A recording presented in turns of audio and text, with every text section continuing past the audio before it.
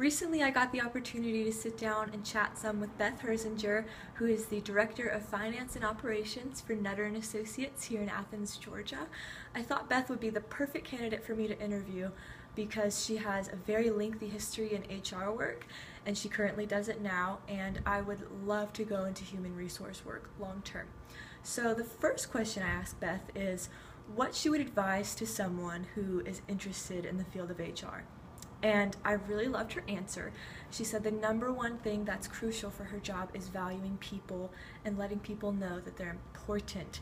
Building personal relationships with those that you work with or those that work for you is critical to working in human resources, which relates to what she said about communication. When I asked her about what communication skills you need for her job, she said the most important thing for her is face-to-face communication, is building those personal relationships.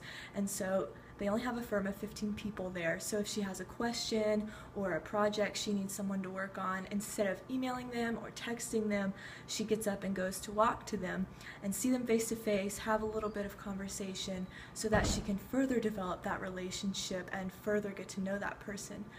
Now, something else she said was really important about communication is clarity. Being clear in what you're saying and being specific in what you need people to do.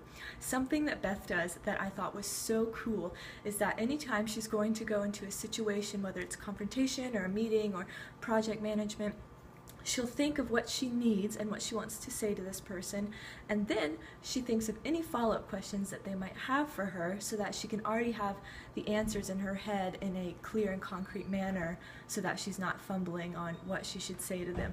And I thought that was really neat because it made me get the sense that she was a very well-prepared person and a very well-prepared boss, which is always a plus. Something else that I asked Beth about is how to balance being the HR person and a coworker. Since the firm is so small, it's only 15 people, I figured there might be a lot of tension if you have an HR issue. However, Beth said that she treats people the way that she wants to be treated, and there aren't many issues in their firm at all.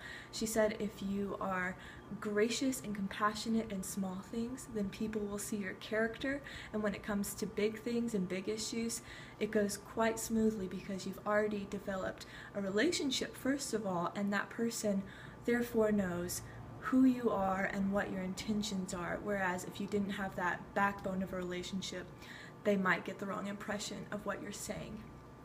I asked Beth what some challenges were just in her day-to-day life, in her duties as a finance director and not just the HR person. And she said the biggest challenge that she's had is A, balancing work and home life, and B, prioritizing her duties. While I was sitting there, she showed me her to-do list for the day, and it had 55 to 60 items on it. I was blown away and overwhelmed all at once, and she said that's just her day-to-day thing. She writes down 55 to 60 things, sometimes more, sometimes less, and that's what she has to get done during the day. What's challenging about that is deciding what goes first, since they all have to be done the same day, and also since it's such a small firm with so many projects, a lot of people will come in to her office throughout the day and throw new things on her that have to be done then and there, and so it's really hard for her to get everything done, which then makes it hard for her to have a work-life balance because she could easily stay at this job until 9 o'clock at night and still have things to do. But she has 2 sons who are very active in sports, she has a husband, and so it's hard for her at the end of the day to go, okay, I didn't do this today, I can do it tomorrow, it's not the end of the world. But she said she's learning and she's working on it, and it's a critical skill to have.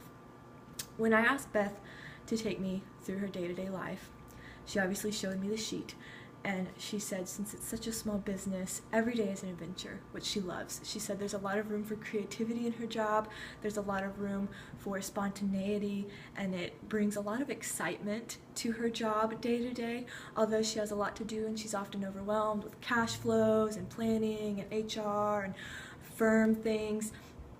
She said it was a lot of fun because each thing is different, and even if it's the same thing you were doing last month, it's done in a different way this month, and it's a different setup this month, and so it's constantly learning and constantly going on new adventures in the firm. So overall, I loved my interview with Beth. I was so grateful that she took time out of her crazy schedule to meet with me, and I can't wait to see what the future holds. Thank you.